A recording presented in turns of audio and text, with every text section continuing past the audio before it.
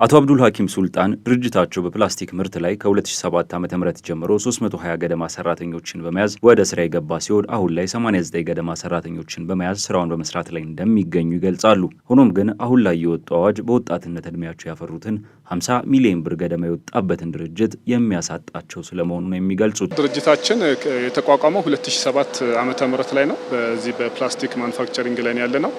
ከዛ በተጨማሪ ደግሞ ድርጅቱ የተከፈተ ጊዜ ወደ 320 አካባቢ ሰራተኞች ነበሩ። ባለፉት አመታት የጥሬ ዕቃ እጥረት ነበረ፣ የዶላር እጥረት ስለነበረ አሁን ግን ወደ 89 አካባቢ ሰራተኞች አሉን። ወደ 40 የሚሆኑ ማሽነሪዎች አሉን። ከዛ ውጪ ደግሞ የከተር ማሽን ወደ 16 ማሽነሪዎች አሉን። እነኚህ ሁሉ እንግዲህ አሁን ስራ ያቁሙ የሚል አዋጅ ነው የወጣብን። ከ50 ሚሊዮን ብር በላይ ኢንቨስት የተደረገባቸው ማሽነሪዎች ናቸው። በውጭ ምንዛሬ የመጡ ናቸው። የሀገር ሀብት ናቸው። ኦልሬዲ ይሄ የግለሰብ የድርጅቱ ሀብት ብቻ ሳይሆን እንደ ሀገር የሀገር ሀብት ነው። ይሄ ስራ ይቁም ሲባል እነኚህ ሁሉ ማሽነሪዎች ሌላ የሚሰሩት ስራ የለም። ኦልሬዲ የዚህን ያህል ብር የወጣባቸው ማሽነሪዎች ተራ ብረት ነው የሚሆኑት ማለት ነው። ስለዚህ እኛ እንደ ድርጅት ባለቤት አንደኛ ያከስረናል። አብዛኞቻችን ባለቤቶቹ ወጣቶች ነን። በወጣትነት ሰርተን ያመጣነው ሀብት ነው። ይሄን ሁሉ ድጋሚ ከዜሮ ተነሱ ማለት ነው። የሞራል ውድቀት አለው። ይሄም አዋጅ ሲወጣ ደግሞ እንደ አንድ ስቴክ ሆልደር ተጠርተን አልተማከርንም። ምን ይሻላል አልተባልንም። ሁሉ ጊዜ ስለ አካባቢ ጥበቃ ውይይት እናደርጋለን። ግን ነገሩ ይሄ ማምረቱ ይቁም የሚል ደረጃ ላይ ግን ይደርሳል ብለን አልገመትንም። የኢትዮጵያ ፕላስቲክና ጎማ አምራቾች ማህበር በደረቅ ቆሻሻ አያያዝና አወጋገድን በተመለከተ የወጣውን አዋጅ በተመለከተ ከአሳታፊነትና ከተገቢነት እንዲሁም በዝርዝር ጉዳዮች ላይ ያለውን ተቃውሞና የአዋጁን ግልጽነት ችግር እንዳለበት በማንሳት ተቃውሞውን አሰምቷል። አምራቾች ለሚዲያ ባለሙያዎች ባደረጉት ጉብኝት ወቅት በአዋጁ ላይ ለፕላስቲክ ከረጢት የተሰጠው ትርጉም ለአንድ ጊዜ ብቻ ጥቅም ላይ የሚውል መሆኑና ሆኖም ግን ትክክለኛ እንዳልሆነና ለመልሶ ጥቅም ላይ እንደሚውል የማህበሩ አባል በረከት ገብረ ሕይወት ተናግረዋል። ለአዋጁ መነሻ ምክንያት አድርጎ ያቀረበው መሰረታዊ ምክንያት ምንድነው? የፕላስቲክ ከረጢቶች ወይንም ፌስታሎች በትርጉም አንድ ጊዜ ብቻ አገልግሎት ላይ ጥቅም ላይ የሚውሉ ብሎ ነው በአዋጁ መግቢያ ላይ በትርጉም ያስቀመጣቸው ማለት ነው። ስለዚህ እኛ ግን እንደ ፕላስቲክ ከረጢት አምራቾች ወይም ፌስታል አምራቾች ፌስታል አንድ ጊዜ ጥቅም ላይ ብቻ ውሎ የሚወገድ ነገር አለመሆኑን ይህ የመስክ ጉብኝትና በፋብሪካዎች እየተደረገ ያለውን ፌስታልን መልሶ የመጠቀም ስራን ተግባራዊ ስራ ለማሳየት ያለመ የመስክ ጉብኝት ነው ዛሬ የተካሄደው ማለት ነው። ዛሬ እንዳያችሁት የተለያዩ ፌስታሎች አካባቢ ላይ ወድቀው የሚገኙ ከቆሻሻ ከዳምፕ ሳይትም ከተለያዩ የቆሻሻ ቅብብል ማዕከላትም እጅግ በርካታ ሰዎችን የስራ እድል በመፍጠር በርካታ የሰው ኃይል ይህንን ፕላስቲክ በመሰብሰብ ለፋብሪካዎች ለመልሶ ዑደት ጥቅም ያቀርባሉ ማለት ነው።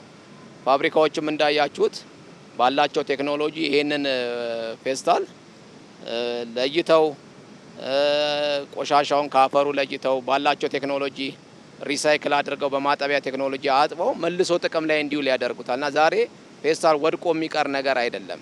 ለምን ያለው ኢኮኖሚያዊ ጠቀሜታ በጣም ሰፊና ትልቅ ስለሆነ እንደምንም ነገር የሚጣል ነገር አለመሆኑን ለማሳየት ያለመ የመስክ ጉብኝት ነው ማለት ነው። በተጨማሪ ማህበሩ በመሰረታዊነት አዋጁን እንደማይቃወመውና ለአዋጁ ሙሉ መሆን ግን የሚጎሉት ነገሮች ስለመኖራቸው ነው ጨምሮ ያነሱት። በተጨማሪም ኢንዱስትሪው ከተለያዩ ዘርፎች የሚወጡ የፕላስቲክ ተረፈ ምርቶችን መልሶ ጥቅም ላይ የሚያውል በመሆኑ በአዋጁ ላይ በግልጽ ደረጃቸውን በመለየት ቢቀመጥ የተሻለ እንደሚሆን ነው የገለጹት። እኛ አዋጁ በንድፈ ሀሳብ ደረጃ የምንቃወመው አዋጅ አይደለም። ግን አንድ አዋጅ ያለ አዋጁ ሊያሳካው የፈለገውን አላማ የሚያሳካው ስቴክሆልደሮችን ያሳተፈ ሲሆን ነው ማለት ነው። እና አዋጁ በውስጡ የያዛቸው ገንቢ ሀሳቦች አሉ። እሱን እኛ እንቃወምም በትክክል ማለት ነው። ከደረጃ በታች የሆነ ፌስታል ይመረትም የሚል አይነት ክርክር ውስጥ እኛ እየገባን አይደለም። ግን አዋጁ በመጀመሪያ የግልጽነትም ችግር አለበት። አሁን ፌስታልን አንድ ጊዜ ጥቅም ላይ ብቻ የሚውል ብሎ ነው ዲፋይን ያደረገው ማለት ነው። የቀደመው አዋጅ ከደረጃ በታች የሆነውን ፌስታል በማይክሮሜትር ለይቶ ከዚህ ደረጃ በታች መመረት አይችልም፣ ከዚህ ደረጃ በላይ ግን መመረት ይችላሉ የሚል ነበር። የአሁኑ አዋጅ ግን ፌስታልን ዲፋይን ሲያደርገው ወይ ደግሞ በትርጉም ሲያስቀምጠው አንድ ጊዜ ብቻ ጥቅም ላይ ውሎ መልሶ ጥቅም ላይ የማይውል ብሎ ነው የተረጎመው ማለት ነው። ይሄ ትክክል አለመሆኑን ነው እኛ ለማስረዳት የምንፈልገው። ፌስታል መልሶ ጥቅም ላይ ይውላል የሚለው። ስለዚህ የኛ መሰረታዊ መከራከሪያ ይሄ ስለሆነ ደረጃ ያለው ፌስታል፣ ደረጃውን የጠበቀ ፌስታል እየተመረተ ኢኮኖሚውም ሳይጎዳ ዜጎችም የሥራ ዕድል ሳያጡ ለሀገር የምናበረክተው ማስተዋጽኦ እንደተጠበቀ ሆኖ አካባቢንም በዛው እየጠበቅን ጎን ለጎን ሆኖ አብሮ መሄድ ይቻላል የሚል ጽኑ እምነት ስላለ ነው። ለምን ይሄ የፌስታል ወይ ደግሞ የፕላስቲክ ከረጢት ኢንዱስትሪ ራሱ የሚያመነጨውን ዌስት ብቻ ሳይሆን ከሌሎች ኢንዱስትሪ የሚመነጩ ተረፈ ምርቶችንም ተጠቅሞ ነው ፌስታል የሚሰራው ማለት ነው። ብዙዎቻችሁ ምናልባት በአይናችሁ ልታዩ ትችላላችሁ። በየመንገዱ የምግብ ዘይት ጀሪካኖችን መኪኖች ጭነው ሲሄዱ በአይናችሁ ትመለከታላችሁ ብዙ ጊዜ ማለት ነው። ስለዚህ ከምግብ ኢንዱስትሪው ከኮስሞቲክስ ኢንዱስትሪው የሚመነጩ ከሌሎች ማሸጊያ ኢንዱስትሪዎች የሚመነጩ በርካታ ከዳይፐሮች ከምኖች መጠቅለያዎች የሚወጡትን ሁሉ ዌስቴጆች ይሄ ኢንዱስትሪ ተቀብሎ መልሶ ጥቅም ላይ እንዲውሉ ያደርጋል። መልሶ ጥቅም ላይ ያደርጋል ሲባል ምን ማለት ነው ስንል ደግሞ እነዚህን ሪሳይክል ካደረገ በኋላ ለተለያዩ ግብአቶች መጠቀሚያ ይውላል። ለምሳሌ ያህል ኮንዲዩት ይሰራበታል፣ ኤችዲፒ ፓይፕ ይሰራበታል። ከተማችን ላይ የምናየው የኮሪደር ልማት ላይ አብዛኛዎቹ የተቀበሩት ኤችዲፒ ፓይፖች፣ ኮንዲቶች ከእንደዚህ ኢንዱስትሪዎች ተሰብስበው ሪሳይክል ከሆኑ ግብአቶች የተሰሩ ናቸው። ራሱ ደግሞ ፌስታልንም መልሶ ፌስታል አምርተን ወደ ገበያ እንደምናስገባ ሁሉ የተመርቶ ወደ ገበያ ከገባ በኋላ የወዳደቀውንም ፌስታልም ተሰብስቦ ደግሞ መልሶ ፋብሪካዎች ጥቅም ላይ ሪሳይክል እንደሚያደርጉት ፕራክቲካሊ ማየት ይቻላል።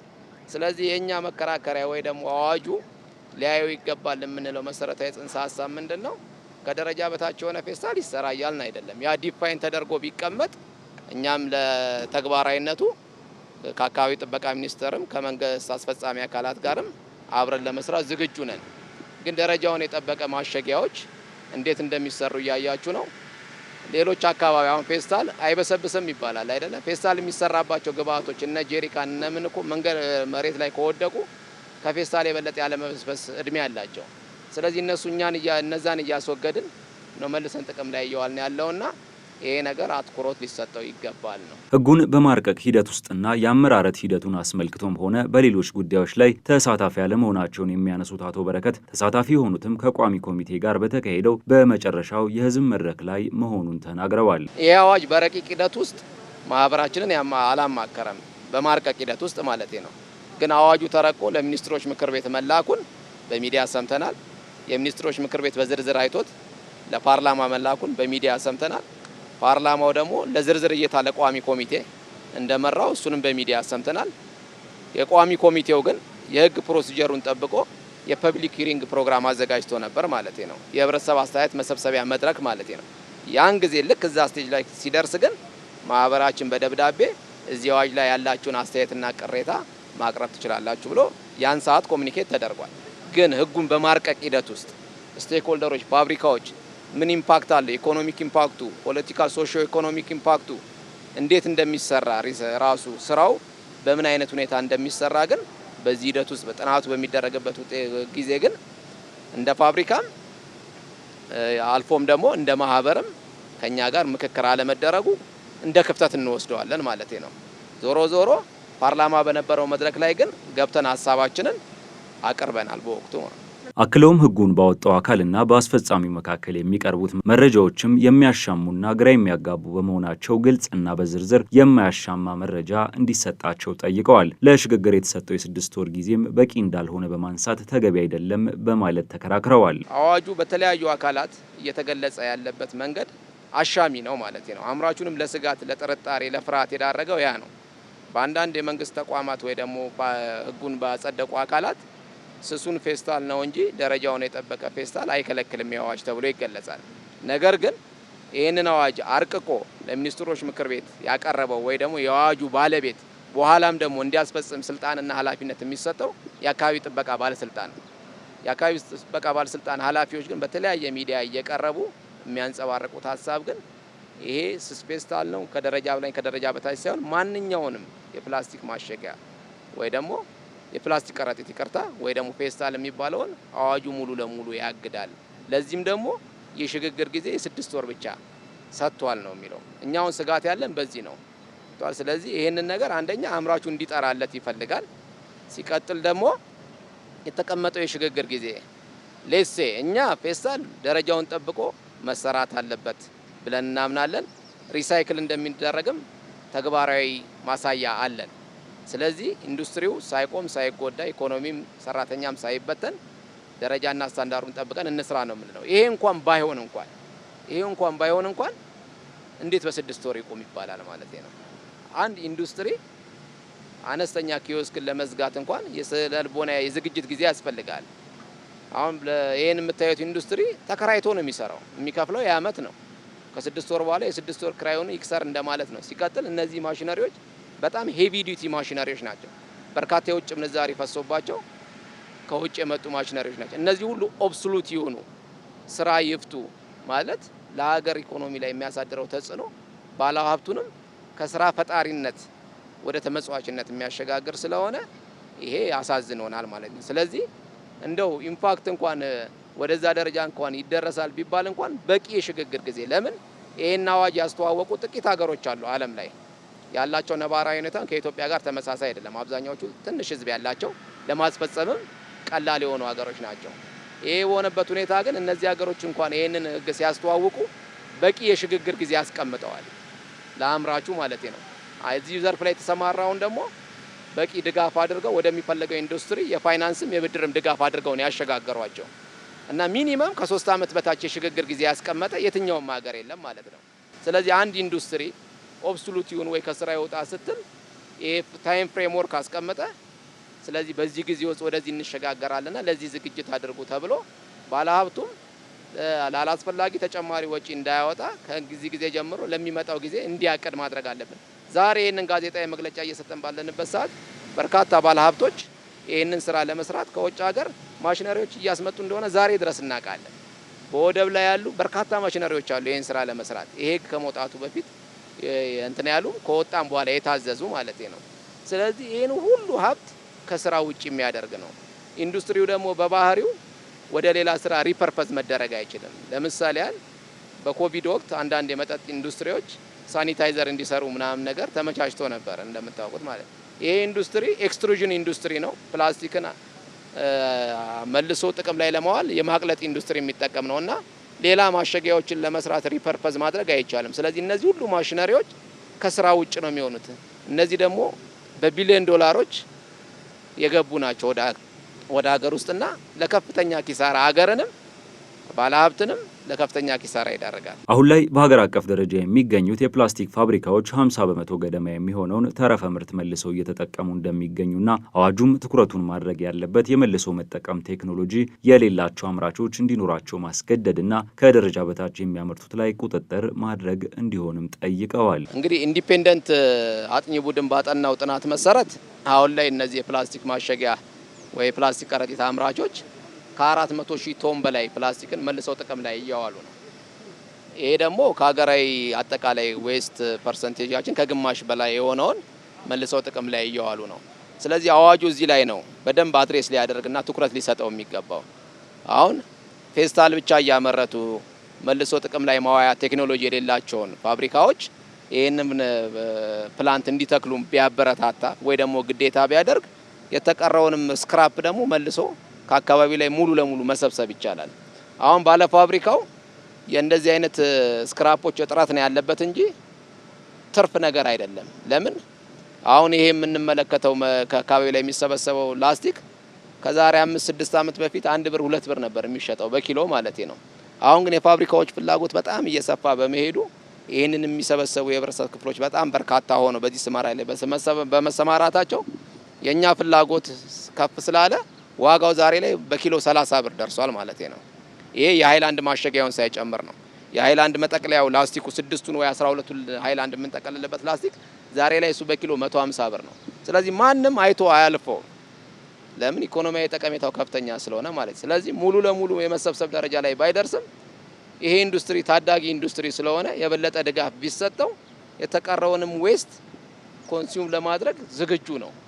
ለምን እኛ ወደን አይደለም ይሄንን እኮ ምን መርጠው ከኮስት ዋይዝም አንፃር እኛ 350 ሚሊዮን ዶላር ኢምፖርት ሰብስቲቲዩት አድርገናል። ፌስታል በፊት ይሰራ የነበረው ከውጭ ሀገር በሚመጣ ጥሬ ዕቃ ነበር 100% ማለት ነው። ግን ኢንዱስትሪው እውቀት እያዳበረ አዳፕት እያደረገ ሲመጣ እዚህ ሀገር ያሉ ስክራፖችን መልሶ እነሱን ጥቅም ላይ በማዋል ፌስታል መስራት እንደሚቻል እውቀቱም ተደረሰበት፣ ቴክኖሎጂም ወደ ሀገር ውስጥ ገባ።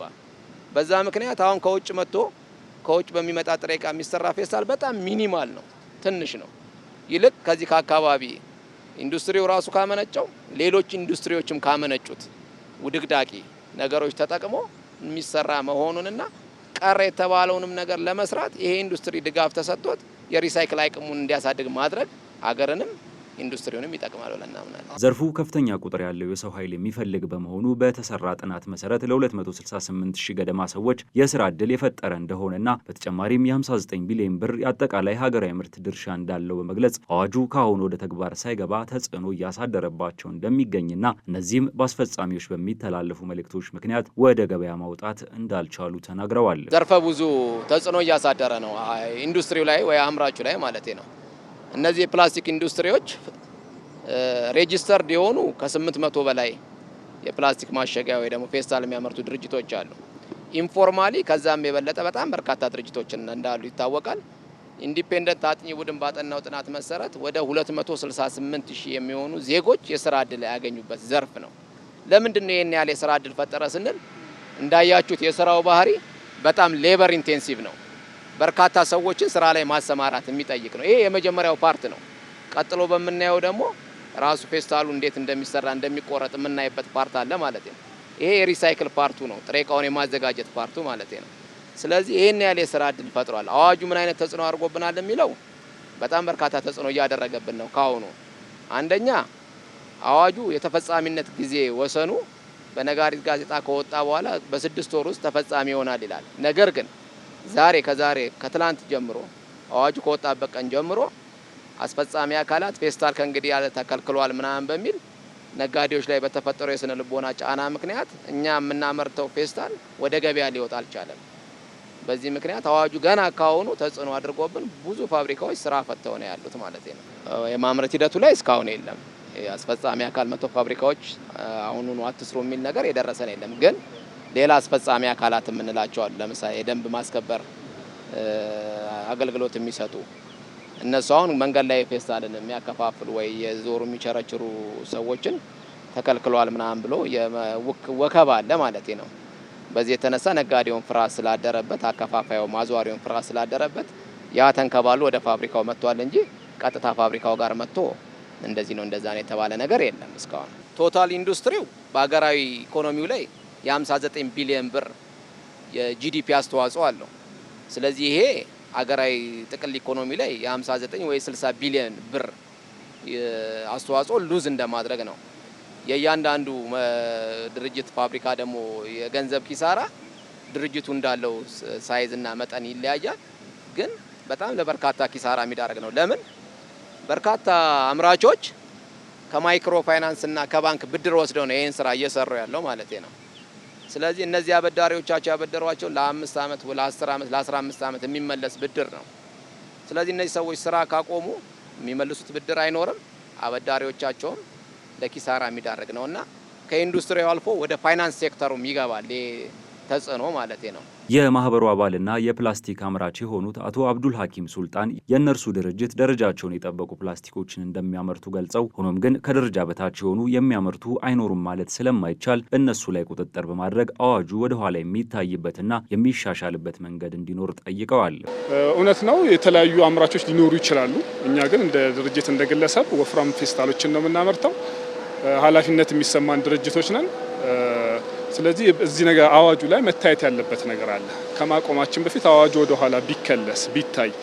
የመጀመሪያው የነበረው አዋጅ ትኩረቱ ሙሉ ለሙሉ አምራቹ ላይ ነበር።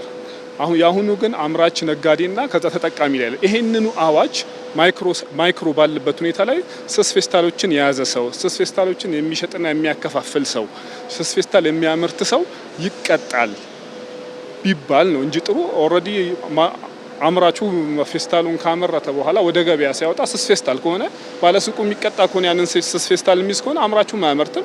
ተጠቃሚውም ደግሞ እጁ ላይ ይዞ የሚቀጣ ከሆነ ልክ እንደዛው ከባለሱቁ አይገዛም፣ አይጠቀምም። እነዚህን አዋጆች ወፍራም ፌስታሎችን ሁሉም ባለ አምራች እንዲያምር ተደርጎ ይሄኛው ሰንሰለት ሳይሞከር አቁሞ ወደሚለው ነገር ላይ መሄዱ ለድርጅታችን ሰራተኞች ሞራላቸው ሁሉም ወድቋል። 6 ወር ነው። በ6 ወር የት ይኬዳል? የቤት ክራይ እንኳን ለመልቀቅ 3 ወር ጊዜ ይሰጣል። ይሄን ያህል ኢንቨስትመንት፣ ይሄን ያህል ዋጋ፣ ይሄን ያህል መስዋዕትነት፣ የዚህን ያህል አመት መስዋዕትነት የተከፈለበትን ነገር በ6 ወር አቁም ማለት ኦልሬዲ ቤተሰቦቻችሁን በትናችሁ ሜዳ ላይ አውጡ፣ ስለናንተ ግድ አይሰጠንም ግድ አይሰጠንም የሚል አመለካከት ነው ያለው። ይሄንን ወደ ኋላ መለስ ብሎ ቢታይ እና ቅሬታችን ቢሰማ መልካም ነው። ከአቁሙ በፊት ያሉ ስቴጆች አሉ እንመካከርበት የሚል አስተያየት ነው ያለው። በህዝብ ተወካዮች ምክር ቤት የተገለጸውና አዋጁ ላይ በጽሁፍ የሰፈረው መካከል ልዩነት በመኖሩ በመመሪያው መስተካከል የሚችልበት ነገር ቢኖርና ዋናው የሚያሳስበው ጉዳይ ደግሞ በዚህ አጭር ጊዜ ውስጥ ሰራተኞችን ምን እንደሚያደርጓቸው ግራ እንደገባቸውና በርካታ ሰራተኞችና ቤተሰቦቻቸው ተጎጂ እንደሚሆኑ ነው አቶ አብዱል ሐኪም ጨምረው የገለጹት። ማሽኖቹ ወፍራም ነው የሚያመርቱት ሲጀመር። አሁን አጠቃላይ ይቁም ነው የተባለው። አጠቃላይ ፌስታል የተባለ ነገር ይቁም ነው የተባለው። አሁን እኛ በተወካዮች ምክር ቤት የተነገረው በአፍ የተነገረው አዋጅና በተግባር ደግሞ በጽሁፍ ደግሞ ወርዶ ደግሞ ያየነው አዋጅ ልዩነት አለው። ሄደልም ለማናገር እንደሞከረው በማህበሩ በኩል ለማጣራት እንደተሞከረው እነሱ እንደሚሉት ስስ ነው። አዋጁ ላይ ግን የተጻፈው ግን 100% ፌስታልን ባን ያደርጋል ነው፣ አይቻልም ነው። ስለዚህ ወፍራሙ የሚቻልበት መንገድ በመመሪያና በደንብ የሚፈቀድም ከሆነ ያንን ነገር ዞር ብሎ እንዲታይ ያ አስፈላጊ ነው ብለን እናምናለን። ዋናው አንደኛው አሳሳቢ ጉዳይ ሰራተኞቹ ምን እናርጋቸው ነው። የቤተሰብ አስተዳዳሪ ነው ያለው። እያንዳንዱ ሰው ቤቱ ቢንኳኳ ሚኒመም አላስተዳደረም ከተባለ 3 ሰው አለ። ይሄ ሁሉ እዚህ አካባቢ ታጠቅ አካባቢ ላይ ያለውን ፋብሪካ ብታዩት ከ50 በላይ ፋብሪካ አለ። እያንዳንዱ ሰው ወደ 100 የሚጠጋ ሰራተኛ ያለው። ምን ሊደረግ ነው? ይሄ ሁሉ ከ5000 ሰራተኛ በላይ ከዚህ አካባቢ ብቻ ይፈናቀላል። 3 ሰው ከ15000 20000 ሰው ችግር ላይ ነው የሚወድቀው። የቤት ኪራይ የሚከፍሉበት እዚህ ከታች ጀምሮ ያደጉ ሰራተኞች አሉ። ይሄንን አመት ከ2000 ብር ተነስተው እስከ 15000 ብር ደሞዝ የደረሱ ሰራተኞች አሉ። ከረዳትነት እስከ ኦፕሬተርነት የደረሱ ያደጉ ልጆች አሉ። ቴክኖሎጂው ምኑ አዲስ ስለነበረ ያን ቴክኖሎጂ አስለምደል ብቁ ያደረግናቸው ባለሙያዎች አሉ። እነኛም በሙሉ ኦልሬዲ ችግር ላይ ነውና የሚወድቁትና እኛ እንደ ድርጅት ባለቤትም እንደ ሰራተኞቻችን ከፍተኛ አሳሳቢ ደረጃ ላይ ነው ያለ ነው ማለት ስጋት ላይ ነው። በተጨማሪም ከዚህ ቀደም ለቆሻሻ የነበረው አመለካከት እንደተቀየረና አሁን ላይ ቆሻሻ ቢዝነስ እንደሆነ በመግለጽ ከድርጅታቸው በተጨማሪም ሰብስበው በማምጣት የሚያስረክቧቸው ተጠቃሚ እንደሚያደርግ ገልጸዋል። ስራውን አቁሙ የሚለው ጉዳይና የተሰጠው ጊዜ አጭር ነው የሚለውን እንደማይቀበሉና ስራውን ማቆም ማለት ሀብታቸውን ለማጣት እንደመቀበል እንደሚቆጥሩት ነው ያነሱት። ይሄ አሁን የድሮ ኮንሰፕት ነው። ፌስታል ሪሳይክል አይደረግም የሚለው የድሮ ከ10 ዓመት ከ15 ዓመት በፊት የነበረ ሀሳብ ነው። በአሁኑ ሰዓት ማንኛውም ፕላስቲክ ዋጋ አለው። አሁን እኮ የቆሻሻ አወጋገድ ስነ ስርዓታችን ድሮ ትክክል ስላልነበረ ድሮ ኢፌክት ነበረው። አሁን እኮ ከዛሬ 15 20 ዓመት 30 ዓመት በፊት የነበሩ ፌስታሎችን እየሰራን ያለው ከረንትሊ የሚጣሉ ፌስታሎችን አናገኛቸው። ሁሉም በሽሚያ ነው የሚወስደው። ለምን? አዲስ ነው፣ ቨርጅን ነው፣ ይፈለጋል። ሪሳይክል ለማድረግ ምቹ ነው። እኛ ጋር አሁን እየሰራንበት ያለው እንትን ከ20 ዓመት ከ15 ዓመት በፊት የነበሩ ፌስታሎች ከ50 ዓመት በፊት የነበሩ ፌስታሎች ከቆሼ እየተወረበሩ እየወጣ ነው እየሰራን ያለው። እንኳን ከረንትሊ አሁን ሊበጠበጥ ሀገሩን ሊያምሰው ይቀርና ማለት። ስለዚህ ፌስታሉ ሁሉም ሰው አወጋገዱን ልክ ሲያስተካክል በአወጋገዱ መሰረት ምን ይሆናል? ተመልሶ የተቀበልን ሪሳይክል እናደርጋለን። ያያችሁት ፕሮሰስ በሙሉ እኛ ፌስታል ነው ሪሳይክል የምናደርግበት። ኦልሬዲ ፌስታል ሪሳይክል ካደረግን በኋላ ወደ ጥሬ ዕቃነት ቀይረን ድጋሚ 100% እሱን ነው አሁን እኛ እየተጠቀምን እየሰራን ያለ ነው ማለት ነው። ኦልሞስት ለብዙ አመታት ይሄን እየሰራን ያለ ነውና ፌስታል ሪሳይክል አይደረግም ድሮ የቀረ ነው። በአሁን ሰዓት ላይ ፌስታል መንገድ ላይ ተጥሎ ካየ የሚሰበስቡ ልጆች ቢዝነሳቸው ሰብስበው ያመጡታል። ቆሻሻ ከየቤቱም ለቅሞ የሚያወጡ ከየሆቴሉ ለቅሞ የሚያወጡ ልጆችም ኦልሬዲ ሰብስበው ለኛ ነው የሚያስረክቡን። እኛ ድጋሚ ሪሳይክል እናደርጋለንና ይሄ ከብዙ አመት በፊት የቀረ ኮንሰፕት ነው። አሁን ላይ ፌስታል ቆሻሻ አይደለም፣ ኢትስ ቢዝነስ፣ ለብዙ ሰዎች ቢዝነስ ነው። አሁን አዋጁን መቃወም አይደለም፣ አዋጁ ላይ ቅሬታ ግን ይኖረናል። አንቃወመው። ምንድነው አዋጁ መስተካከል ያለበት ነገር አለ።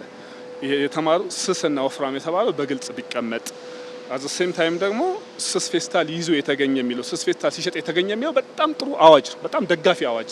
ለምን እስከዛሬ ድረስ እኛ እንን ምርት እንዳንሰራ ያደረገን ሌሎች አምራቾች ስሱን አውጥተው ገበያ ላይ ሲያወጡ ተጠያቂነት ስለሌለ ነበር። አሁን ግን ተጠያቂነት ወደ ታች ስለወረደ ስሱን ማምረት እንደዚህ የሚያስጠይቅ ከሆነ ሰው አያመርት።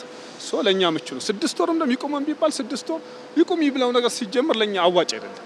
ኦልሬዲ ደሃ ሁኑ ከማለት በስተቀር ሌላ ምንም ምለው ነገር የለም። 6 ወር የሚለው ነገር ተቀበሉት ከተባለ በቃ ደሃ ለመሆን ተቀበለህ መሄድ እንጂ ይሄን 6 ወር እናንተ የሚለው አዋጁን አክሰፕት ታደርገዋለህ ብትለኝ አላረገውም። ግን በቃ መንግስት የጫነብኝ ከሆነ ደሃ ሁን ካለኝ ሁሉ ሀብትና ኢንቨስትመንት ደሃ ለመሆን ራስን ዝግጁ ማድረግ ያንን ነው ማለት። የኢትዮጵያ ፕላስቲክና ጎማ አምራቾች ማህበር በደረቅ ቆሻሻና አያያዝ አወጋገድን በተመለከተ የወጣውን አዋጅ አስመልክቶ ከባለድርሻ አካላት ጋር የውይይት መድረክን አዘጋጅቷል። በዚህ መድረክ ላይም ከኢንዱስትሪ ሚኒስቴር፣ ከኦሮሚያ ክልል ሰራተኛና ማህበራዊ ቢሮ፣ ከባንኮች ማህበርና ከአዲስ አበባ ንግድና ዘርፍ ማህበራት እንዲሁም የፕላስቲክ አምራቾች ተገኝተዋል። በመድረኩ ላይ የማህበራዊ ስራ ኃላፊዎችና አባላቱ የተለያዩ ጥያቄዎችን አነስተዋል። የኢንዱስትሪ ሚኒስቴርና የኦሮሚያ ክልል ሰራተኛና ማህበራዊ ቢሮ ምላሽ ያሉትን ሀሳቦች ሰጥተዋል። አዋጁን አፈጻጸም ወደ መሬት ለማውረድ የተለያዩ መመሪያዎች ይዘጋጃሉ። መመሪያ ዝግጅት ላይ እንግዲህ አምራች ኢንዱስትሪውን ያሳተፈ እንዲሁም ኢንዱስትሪ ሚኒስቴር የተሳተፈበት አምራች ኢንዱስትሪው በተለይ አካባቢን በማይበክሉ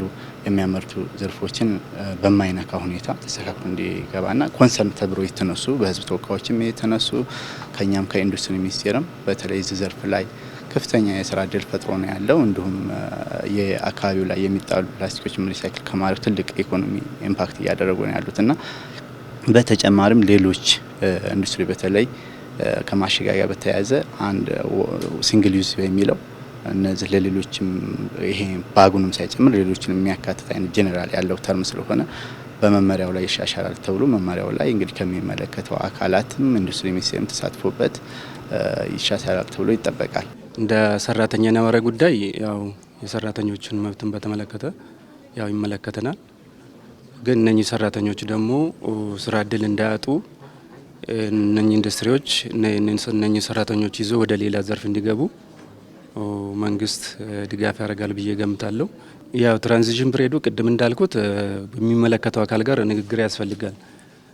የትራንዚሽን ጊዜው በቂ ነው ስለ አይደለም ለማለት በብዙ በሺዎች የሚቆጠሩ ሰራተኞች በፕላስቲክ ፋብሪካ ውስጥ ተቀጥሮ ይሰራሉና የብዙ ሰዎች ህይወትን ይነካል እና ጉዳቱን ለመቀነስ ያ ቅድም እንዳልኩት የሚመለከተው አካል ጋር መነጋገር ያስፈልጋል ብዬ ገምታለሁ።